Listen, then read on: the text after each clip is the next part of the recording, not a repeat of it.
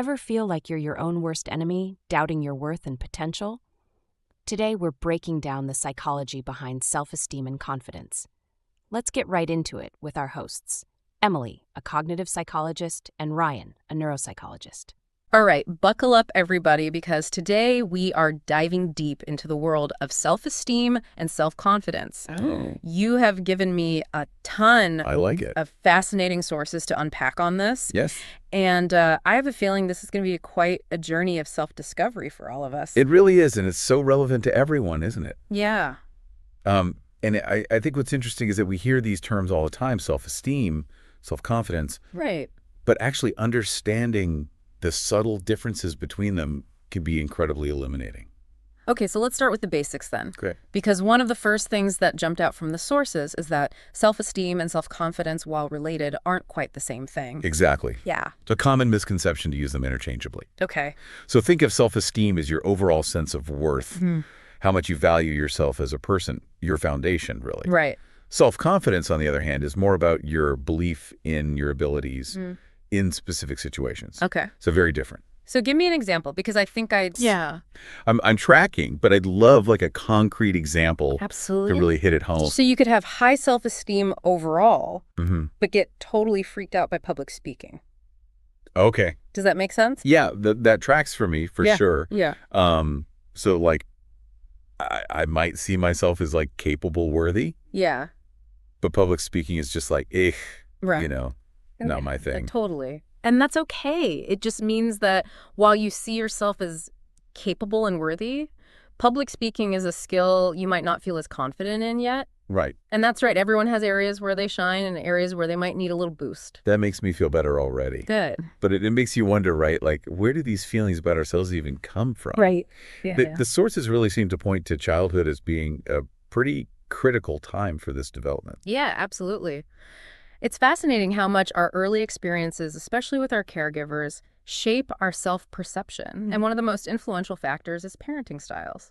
Diana Baumrien's research on this really dives into how different approaches can have a lasting impact on a child's self-esteem.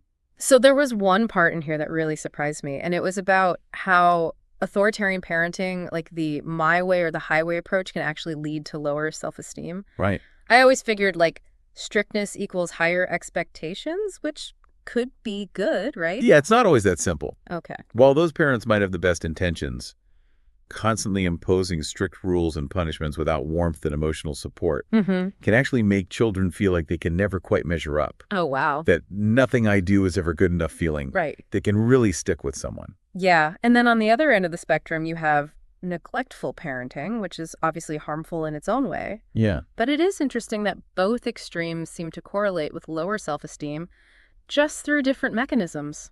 It's so true, and I think it highlights how crucial that balance is. Yeah. That authoritative parenting, which combines healthy boundaries with emotional support and understanding, that seems to be the sweet spot. Okay. Children raised with this style tend to develop a more secure sense of self and greater confidence in their abilities. It really makes you think back to the messages we received growing up, right? Absolutely. Whether it was, you're so smart, or why can't you be more like your sister? Right. Those words can leave a mark. Huge. Yeah, and it's not just our families who influence how we see ourselves, right? No. As we get older, the social world starts to play a pretty significant role. Sure. Especially in our hyper-connected age. Yes. Which brings us to social comparison. Oh, absolutely. The constant measuring ourselves against others, it can be a real double-edged sword. It can. And the work of Dr. Jean Quenge on social media's impact is pretty eye-opening in this regard. It is. It's hard to escape those perfectly curated lives, Yeah, it's true. And while comparing ourselves to others is a natural human tendency, Right. social media has amplified it to a whole new level. Totally. The sheer volume and intensity of comparison, especially for younger generations Yeah. who are still forming their identities, can have a significant impact on self-esteem. I mean, you're constantly bombarded with images and stories of everyone else's accomplishments and achievements and adventures. Yes. And it can feel like you're just stuck in a rut, you know? You're not doing enough. Yeah. You're not good enough. And it's so easy to get caught up in that comparison game and lose sight of your own accomplishments and worth as a result. Absolutely. And it's important to remember that social media often presents a distorted view of reality. Totally. What we see are the highlight reels, Right. not the behind-the-scenes struggles. I love that quote that's like, don't compare your behind the scenes to everyone else's highlight reel. Exactly. Because it's so true. Yeah. But even beyond social media, there is another big factor that the sources highlight that can really sabotage self-esteem. Okay, what's that? And that is perfectionism. Ah, yes. The ultimate self-esteem killer. The ultimate self-esteem killer. It really is. And it resonated with me when I was reading through this as well. Yeah. Because striving for flawlessness might seem like a good thing. Right. On the surface. On the surface. Okay. But it often sets us up for feeling inadequate and constantly falling short. Totally. And Brené Brown's research on vulnerability and shame is so powerful in this context. Yes. Because it's like, by trying to be perfect, we're actually closing ourselves off from true self-acceptance and connection. We are. Yeah, absolutely. Yeah, like I feel like I can already relate this to my own life because I know whenever I've tried to be like perfect at something, Right. it often backfires because that pressure makes it harder to even get started. Exactly. And that's where the work of Albert Ellis, Okay. the pioneer of rational motive behavior therapy, really comes in handy. Okay. He talked about how these irrational beliefs like I must be perfect or I must be liked by everyone Right. drive so much of our self-criticism and anxiety. Yeah. It's like that inner voice that's just like constantly judging and evaluating, Yes. never letting us just be. And it's important to remember this isn't just about like abstract concepts of self-worth. Right. Low self-esteem and low self-confidence can have very real consequences in our lives. Totally. Like the sources dive into how these feelings can impact everything from our mental health to our relationships, even our career choices. Absolutely. For example, studies have shown a strong link between low self-esteem and mental health challenges like anxiety and depression. Yeah. And socially, if we don't feel confident in ourselves, we might shy away from opportunities or relationships. Right. Which can lead to feelings of isolation or loneliness. It becomes like a vicious cycle. It does. And it's amazing how often this comes down to that fear of judgment. Yes. That feeling of like not being good enough. Totally. That can really hold us back. Like we're stuck in this self-sabotaging pattern. Yeah. Avoiding challenges or playing it small because we're afraid to fail or be seen as unworthy. So how do we break free? Right. Because I feel like we've talked about the problem. Yeah. But I'm ready for some solutions. Definitely do it. What can we actually do to start building greater self-esteem and confidence? That's the good news. There's so much we can do. Okay. And it's never too late to start making positive changes. Okay, good. The sources you provided offer a toolbox I like it. of evidence-based techniques Give it to me. that can make a real difference. Okay, let's open up that toolbox. Okay. What are some of the most effective tools we have? Well, one of the cornerstones of self-esteem work is cognitive behavioral therapy, or CBT. Okay, I've heard of CBT. Okay. But can you refresh my memory on like how it actually works? Absolutely. Yeah. Essentially, CBT is about retraining your brain to think differently. Okay. It's based on the idea that our thoughts, feelings, and behaviors are all interconnected. So by changing the way we think, we can influence how we feel and act. So it's not just about positive thinking. It's about actually like changing the way our brains are wired. Exactly. And one of the key techniques in CBT is identifying and challenging those automatic negative thoughts. Okay. The I'm not good enough or I'm going to fail tapes that play in our heads. Oh, I know those ticks well. Right. They can be relentless. They're relentless. But with CBT, we learn to recognize those thoughts as they arise Okay. and then challenge their validity. Okay, so challenge them. How? We ask ourselves, is there any evidence to support this thought? Okay. Or what would I say to a friend who is having this thought? So it's like putting those negative thoughts on trial. Exactly. I love that. Yeah. But challenging those thoughts is only one part of it, right? Yeah. What do we replace them with? That's where reframing comes in. Oh. Instead of just trying to silence those negative thoughts, we actively replace them with more balanced and realistic ones. Can you give me an example? Sure. Let's say you're about to give a presentation. Okay. And that thought pops into your head. Yeah. I'm going to mess this up and everyone will think I'm incompetent. Oh, been there. Right. Many times. Right. A CBT approach would be to first notice that thought without judgment. Okay. And then challenge it. Okay. Are you really going to mess up? Right. Have you prepared? Right. And even if you do make a mistake, does that mean you're incompetent?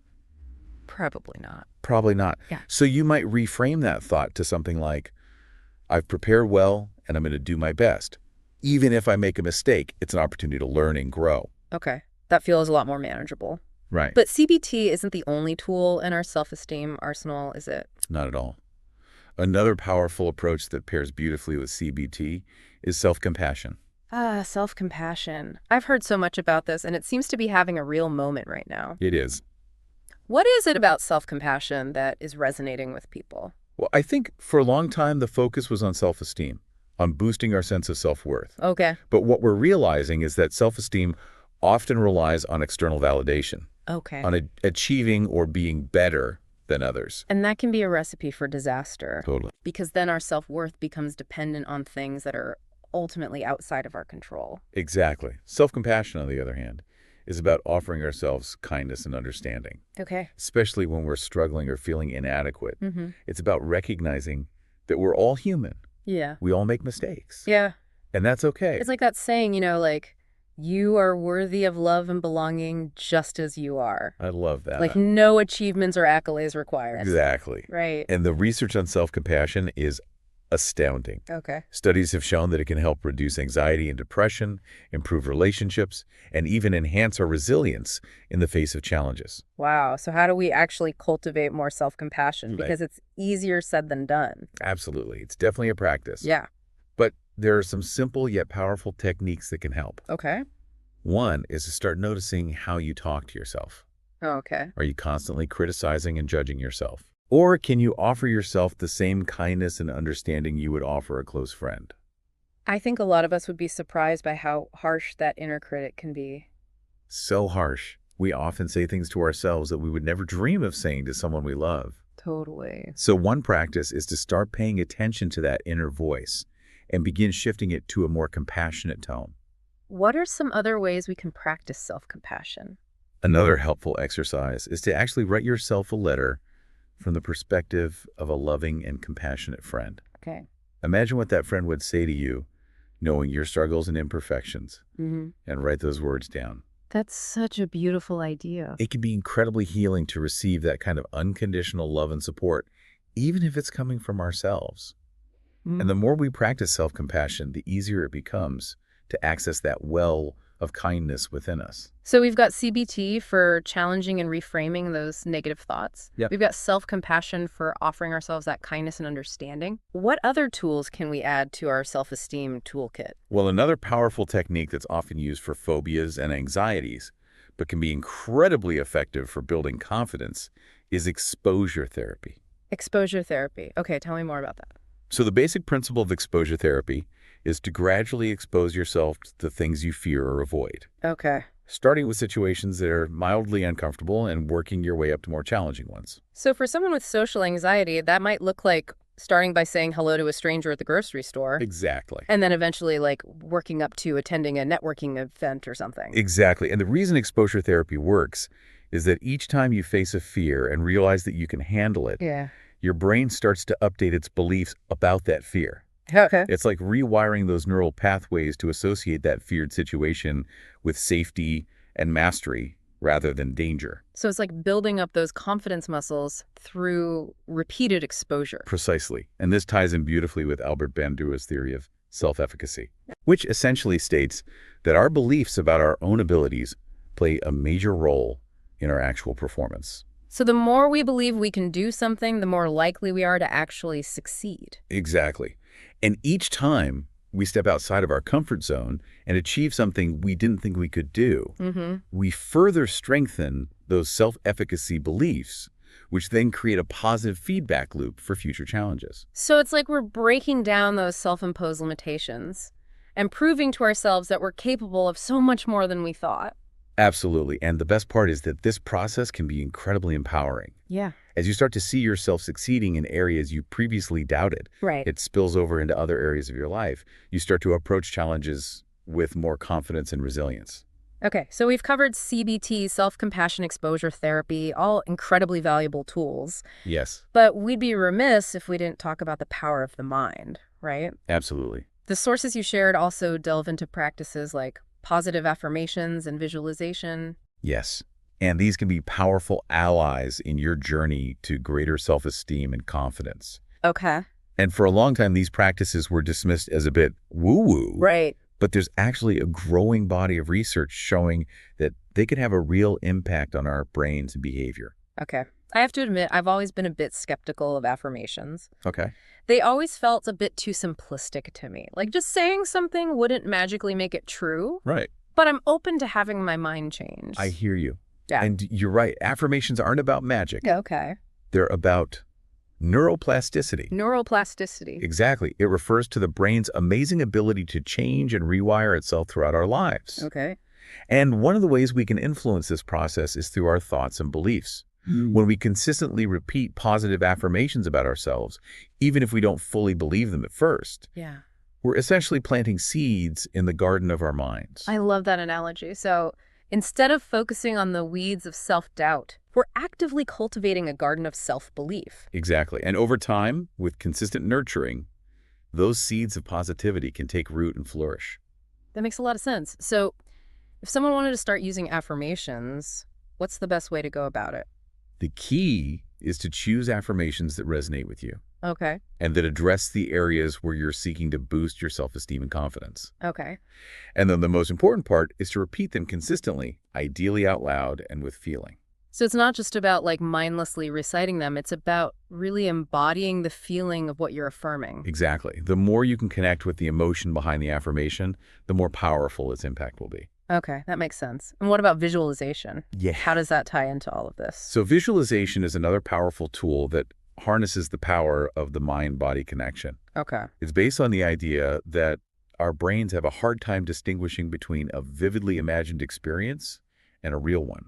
So if we vividly imagine ourselves succeeding at something, our brains almost interpret it as if it's already happened. Exactly. And this can have a profound impact on our confidence and motivation. Okay. Athletes use visualization all the time to enhance their performance. Really? They'll mentally rehearse their winning performance in vivid detail, Wow. which helps them feel more prepared and confident when they're actually competing. So it's not just wishful thinking. It's about creating a mental blueprint for success Exactly. that our brains can then follow. And anyone can use visualization in their own lives, whether it's to ace a job interview, give a presentation, or even just have a difficult conversation. Wow, we've covered so much ground already. CBT, self-compassion, exposure therapy, affirmations, visualization. Yeah.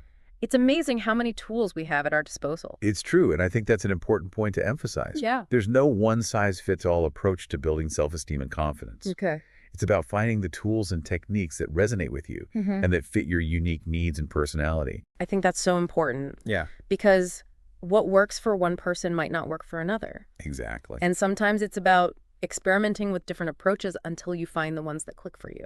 It's a journey of self-discovery, It is. and it's well worth taking. Speaking of journeys, the sources you provided hint at some more unconventional approaches Yes. to building self-esteem and confidence. Yes. Approaches that go beyond traditional talk therapy. I like where this is going. And I have to say, I'm incredibly intrigued. Me too, and I think it speaks to the fact that true healing and growth often happen on multiple levels. Mostly. Mental, emotional, physical, and even spiritual. I love that it's about recognizing that we're complex beings. Yes, And sometimes we need to address things from a more holistic perspective. absolutely. So what are some of these unconventional approaches? Yeah. Where do we even begin? Well, one approach that might surprise you is something called somatic experiencing, or SE. Okay. It's developed by Dr. Peter Levine, and it focuses on how trauma is stored in the body. Okay, trauma in the body. That's a new one for me. Okay. I always thought of trauma as something that primarily affected our thoughts and emotions. Yeah, it's true that trauma impacts us on many levels, but what's fascinating is that the energy of traumatic experiences can actually get trapped in our nervous system, Okay. leading to physical symptoms like chronic pain tension and even digestive issues. Wow, I had no idea. So it's like those unprocessed emotions are literally manifesting in our bodies. Exactly. And often addressing those physical sensations can be a key to unlocking deeper emotional and psychological healing.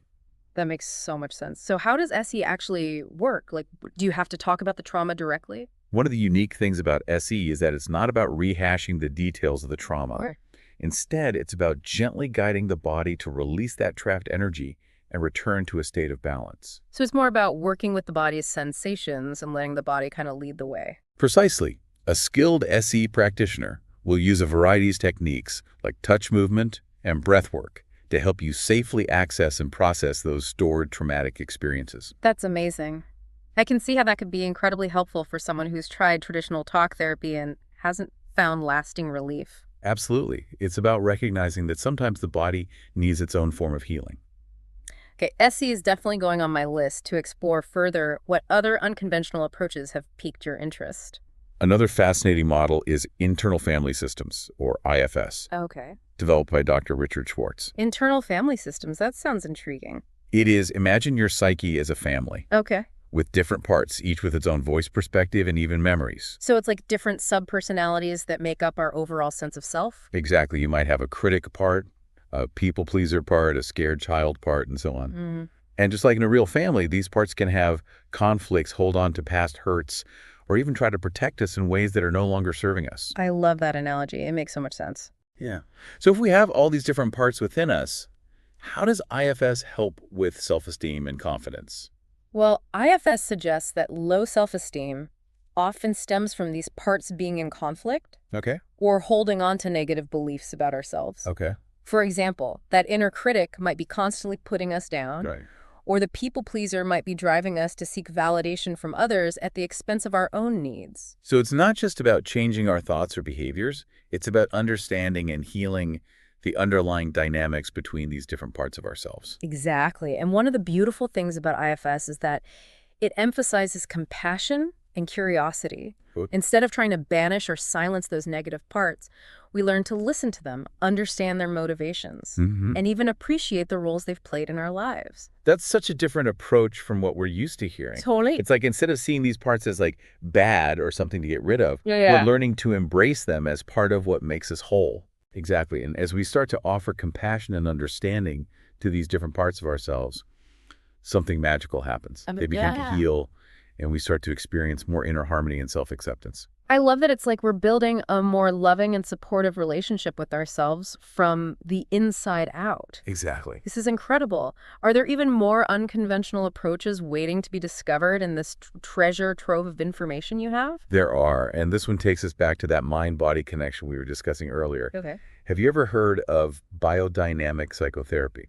I can't say that I have. Is it anything like SE? They both recognize the powerful connection between our physical sensations and our emotional well-being. Okay.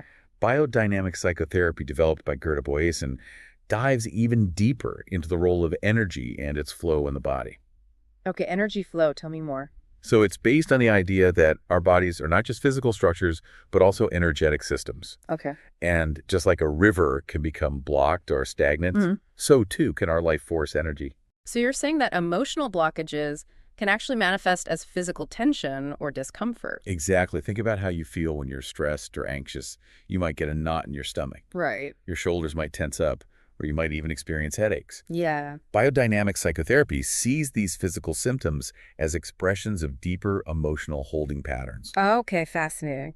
So how does this type of therapy help to release those blockages? It often involves hands-on techniques like gentle massage movement and even sound vibration to help restore the natural flow of energy in the body. It sounds incredibly relaxing. It can be deeply relaxing and restorative. And often as those physical blockages release, people find that they also experience emotional breakthroughs, Wow. increased self-awareness, and even a greater sense of vitality and aliveness. It's amazing how interconnected everything is. Our minds, our bodies, our emotions, it's all part of this intricate web. I know, it's pretty cool, right? Okay, I'm ready for more. What else is in this treasure chest of self-discovery? All right, so you mentioned earlier that you were interested in mindfulness. Yes. Where there's a specific type of mindfulness practice that's particularly powerful for cultivating self-esteem and self-compassion. Mindfulness-based self-compassion, or MSC. I'm all ears. Tell me everything. So it was developed by Dr. Kristen Neff, whose work we've already touched on, Yes. and Dr. Christopher Germer. Okay. It combines the practice of mindfulness, paying attention to the present moment without judgment, with specific techniques designed to cultivate self-compassion. So it's like taking those principles of self-compassion we talked about earlier. Yes. And really putting them into practice in a structured and experiential way. Exactly. And the research on MSC is really promising. Okay. Studies have shown that it can be incredibly effective for reducing self-criticism, increasing feelings of self-worth, and even boosting overall well-being. That's amazing, and it sounds like it could be a wonderful complement to some of the other therapies we've discussed, Absolutely. like CBT or IFS. Yeah, for sure. It's all about finding the approaches that resonate with you and support your unique journey of healing and growth. And speaking of finding what works, there's one more approach in our treasure chest of resources that I'm dying to unpack. Acceptance and commitment therapy, or ACT. Ah, yes, ACT. This one is near and dear to my heart. Okay. It's a powerful approach that can be incredibly liberating. I have to admit, the name always throws me off a bit. Acceptance and commitment therapy, it sounds almost paradoxical. I can see why you might say that unlike some therapies that focus on changing or controlling our thoughts and feelings, Yeah. ACT, developed by Dr. Stephen Hayes, encourages us to accept them, even the unpleasant ones. Wait, so we're not trying to challenge those negative thoughts anymore? Not exactly. It's more about changing our relationship to our thoughts rather than trying to change the thoughts themselves. Okay. ACT teaches us to recognize that thoughts are just thoughts. Mm-hmm. They're not necessarily truths or commands. Okay. And often the more we struggle against them, the more power we give them. That makes a lot of sense. It's like that old saying, what you resist persists. Exactly. Yeah. So instead of getting caught up in that struggle of trying to change our thoughts, Yeah. ACT invites us to simply observe them with curiosity and compassion without judgment. Okay, I think I'm starting to get it. So if we're not trying to change our thoughts, what are we accepting exactly? We're accepting that life is full of both pleasant and unpleasant experiences, Okay. and that our thoughts and feelings are just a natural part of being human. Mm-hmm. We're accepting that we don't have to be happy all the time to live a rich and meaningful life. Right. And we're accepting that sometimes those difficult emotions can actually point us in the direction of what truly matters to us. That is such a profound reframe. So if the acceptance part is about making peace with our inner experience, what's the commitment part all about? The commitment part is where the real magic happens. Okay, let's hear it. It's about identifying our values, what truly matters to us in life, and then committing to taking actions that align with those values, even when it's hard, even when we're afraid, and even when our minds are telling us we can't. I love that it's about living a life that's guided by our values, not ruled by our fears or insecurities. This is incredible stuff. It really is. And the beautiful thing about ACT is that it can be applied to so many areas of life. Yeah. From overcoming self-doubt to improving relationships to making major life changes. This deep dive has been a wild ride. It has. We've explored the psychology of self-esteem, unpacked a toolbox of practical techniques, and even ventured into the world of unconventional approaches. I feel like I need to lie down and process all of this. It's a lot to take in, but I think that's what makes these deep dives so valuable. Yeah. They give us this incredible opportunity to broaden our perspectives, challenge our assumptions, and discover new possibilities for growth and healing. Absolutely. So for someone listening, feeling inspired to start their own self-esteem and confidence journey, what's the key takeaway? What's the one thing you hope they walk away with today? You know, if I had to choose one thing, it's this. There's no one-size-fits-all solution, but there is a path for everyone. I love that. So whether you resonate with the structured approach of CBT, the heart-centered practice of self-compassion, the mind-body wisdom of C, or the empowering principles of ACT. Right. There are so many tools and techniques available to support you. It's about finding what works for you, Yes. what lights you up, and what helps you step more fully into your own power.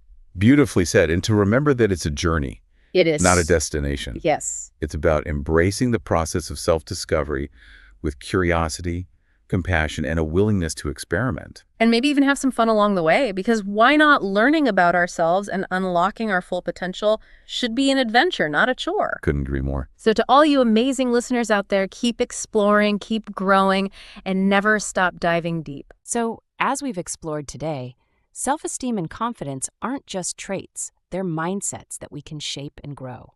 Start making small changes. Challenge those limiting beliefs, and you'll see real transformation. If you found this insightful, subscribe to Cognitive Curves for more deep dives into the mind and how to unlock your potential.